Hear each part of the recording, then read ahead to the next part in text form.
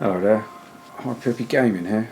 We're going to do the tell aspect of the show and tell, so splitting them down into two little chunks for into black, whereby I just talk about the game a little bit and get onto some interesting stuff where I've got some footage on the PS5 and the PS5 Pro, and I'm side by side, and I shall do some little zooming and extreme close-ups and show the differences. Not really. I have done scripts and stuff. I don't really like them. They're just a bit artificial. So I'm just like, might be a bit of in and erring, but I shall. Yeah, it just makes it more organic for me. I'll just like rattle it off in it. But right now I'm going to switch over. I'm going to do some side-by-side comparisons just to see what it looks like. We will switch over to that right now.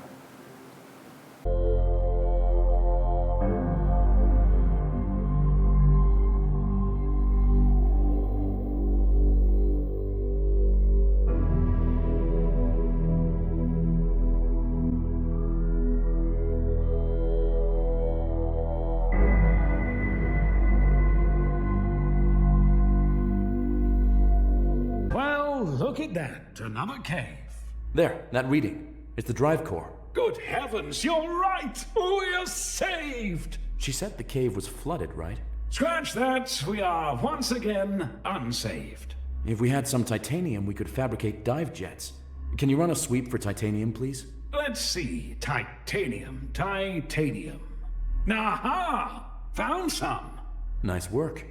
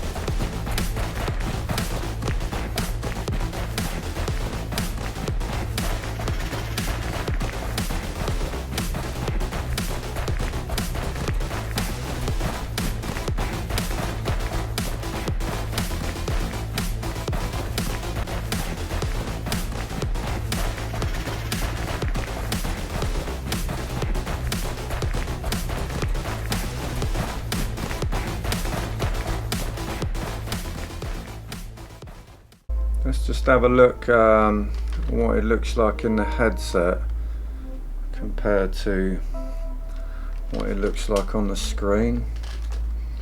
Okay, so like we are getting a very good representation. Yeah, we are getting a very good representation. You can see up on the you see the circular bit above the you got the circle at the top of the hub just in front of us. You got like the yellow rings going round, the coloured rings. You can see there's like aliasing on that, and also the lights on the outer edge.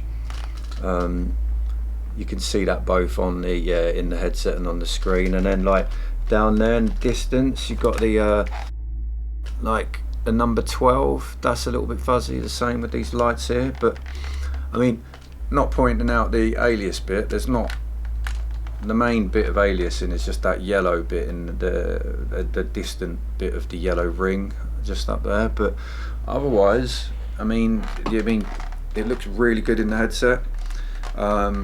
There is a softness which is always to be expected with VR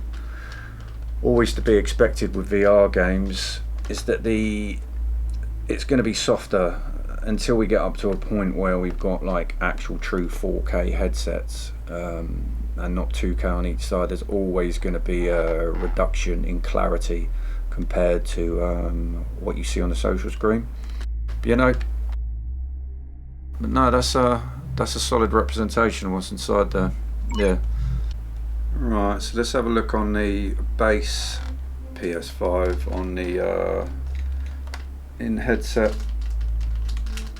out headset view. I mean, instantly from the PS5 Pro version over to the base, I can tell that the areas where they're just aliasing before, like those yellow bits there, in the, you know, the back area of the outer yellow ring of the underside of that circle bit above the glass sphere, that is just a lot more prevalent, as is on the two lights at the front of this structure hanging from the ceiling. And it's just softer. It's just overall just a lot softer, you know. But regarding what you're seeing, oops, god damn it.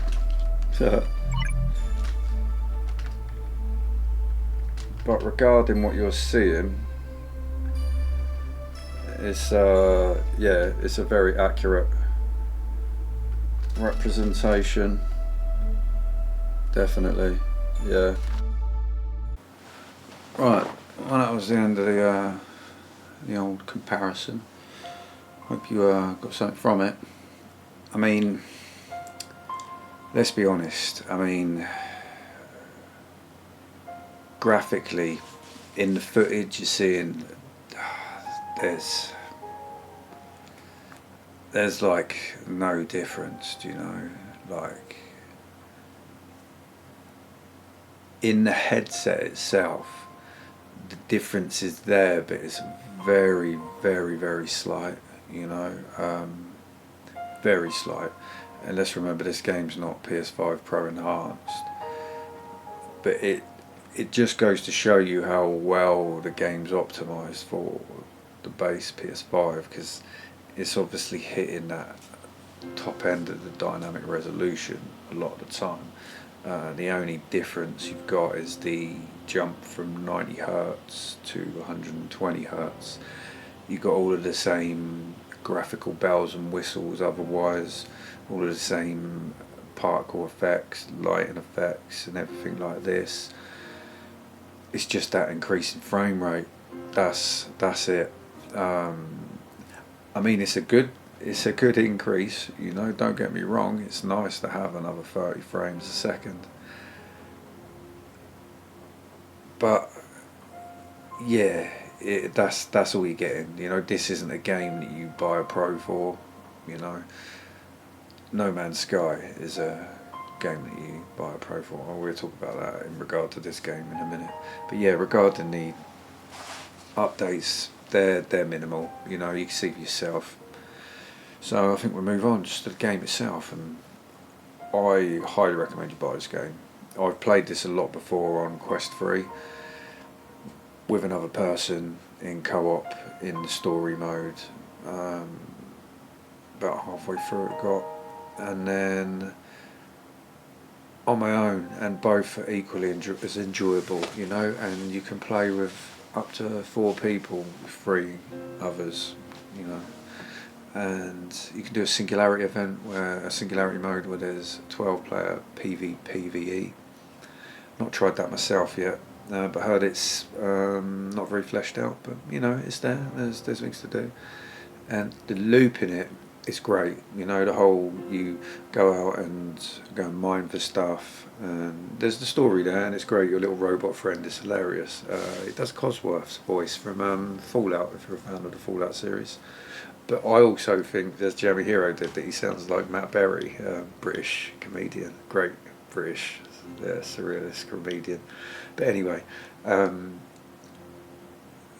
you've then got like the story mode you can do, and there's about 17, 18 missions, something like that, and you can do all of those in 4-player, and you collect stuff and you get like schematics, and they allow you to then upgrade all your gear. And you go out and you mine for stuff, get all the materials you need, and then you then make the stuff in the fabricator with the schematics you get, and then you can upgrade your equipment. And it's just a really awesome loop, and the controls are just really fluid.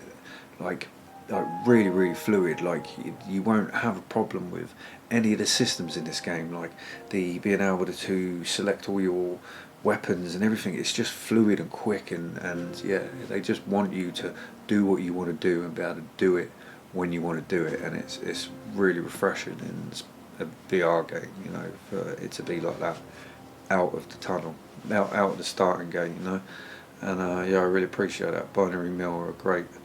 They've done a really good port with Resist, which is also, I don't recommend that as highly as this because it does get a lot more repetitive. But yeah, Into Black is great. And don't listen to comparisons to No Man's Sky. You know, it will scare people off it's compared to No Man's Sky because it's nothing like it. It's got mining.